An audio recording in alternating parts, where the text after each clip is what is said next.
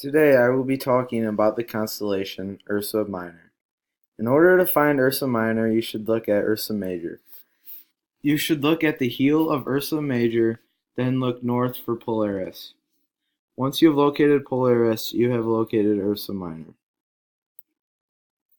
Now let's take a look at some of Ursa Minor's brightest stars.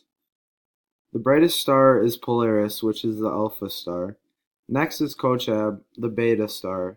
The third brightest star is Firkid, the gamma star, and then Yildon, the delta star.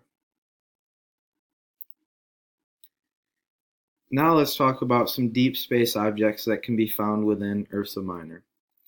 If you look northwest of the Little Dipper, you will find the Ursa Minor dwarf galaxy, which is a dwarf spheroidal galaxy.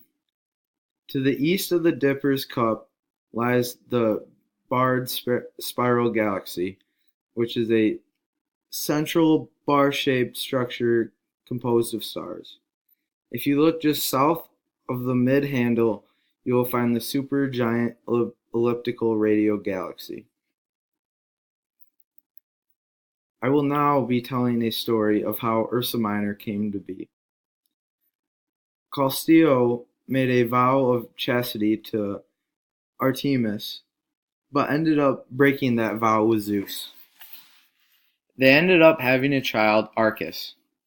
Zeus's wife found out about the affair and turned the nymph into a bear.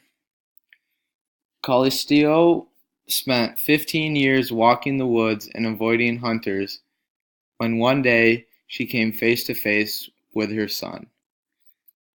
Arcas drew a spear and was prepared to kill the bear, but luckily Zeus saw and saved the day. He sent a whirlwind which scooped up the mother and her son up to the heavens, where Callisto became Ursa Major and Arcas became Ursa Minor.